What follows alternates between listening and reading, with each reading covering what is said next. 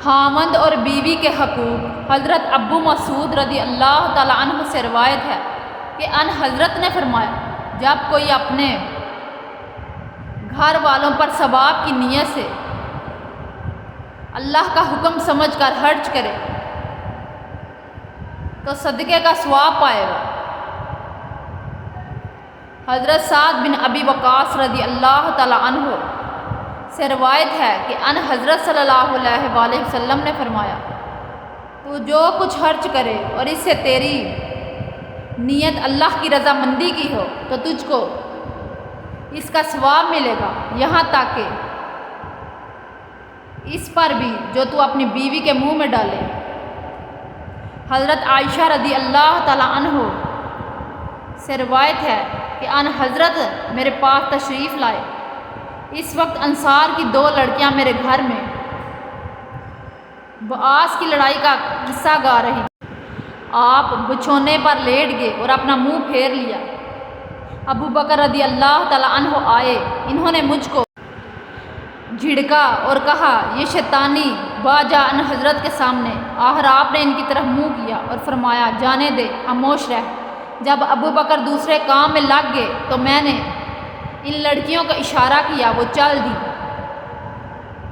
یہ عید کا دن تھا، اس دن حبشی لوگ ڈھالوں اور پرچیوں سے کھیل کرتے تھے، تو یہاں تو میں نے ان حضرت سے خواہش کی، یا خود آپ نے فرمایا تو یہ کھیل دیکھنا چاہتی ہے؟ میں نے عرض کیا، جی۔ آپ نے مجھ کو اپنے پیچھے کھڑا کر لیا، میرا گال آپ کی گال پر تھا۔ آپ فرماتے تھے، کھیلو کھیلو اے بنی ارفادہ۔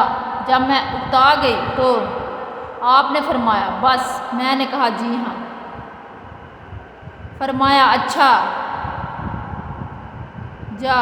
حضرت عائشہ رضی اللہ تعالیٰ عنہ سے روایت ہے کہ ہندہ رضی اللہ تعالیٰ عنہ جو معاویہ بن ابی سفیان رضی اللہ تعالیٰ عنہ کی ماں تھی نے ان حضرت صلی اللہ علیہ وآلہ وسلم سے عرض کیا، یا رسول اللہ، ابو سفیان بڑا بخیل آدمی ہے، اگر میں اس کا کچھ روپیہ چپکے سے لے لیا کروں تو مجھ پر گناہ تو نہ ہوگا؟ آپ نے فرمایا، تو اتنا دستور کے موافق لے سکتی ہے جو تجھ کو اور تیرے بیٹیوں کو کافی ہے۔ حضرت ابن عمر رضی اللہ تعالیٰ عنہ سے روایت ہے، رسول کریم نے فرمایا، کسی آدمی کے گناہ گار ہونے کے لیے اتنا ہی کافی ہے کہ جس کے خرچ کا وہ ذمہ دار ہے اس کا خرچ روک لے۔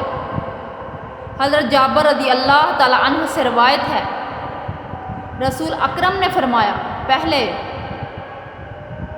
اپنی ذات پر خرچ کرو، پھر اگر کچھ بچے تو اپنے اہل و عیال پر خرچ کرو، پھر اگر اپنے اہل و عیال سے کچھ بچے تو اپنے رشتہ داروں پر، اور اگر رشتہ داروں سے بھی کچھ بچ جائے تو ادھر ادھر اپنے سامنے دائیں اور بائیں والوں پر خرچ کرو۔ حضرت ابو ہریرہ رضی اللہ تعالیٰ عنہ سے روایت ہے، رسول اکرم نے فرمایا، کوئی مسلمان شوہر اپنی مسلمان بیوی سے بغض نہ رکھے، اگر اس کی کسی عادت سے وہ ناخوش ہے تو اس کی دوسری خصلت سے ضرور خوش ہو جائے گا۔ حضرت عبداللہ بن عمرو العاص رضی اللہ تعالیٰ عنہ سے روایت ہے، رسول اکرم صلی اللہ علیہ وآلہ وسلم نے فرمایا، ساری کی ساری دنیا متاع ساز و سامان ہے اور دنیا کی بہترین متاع نیک عورت ہے۔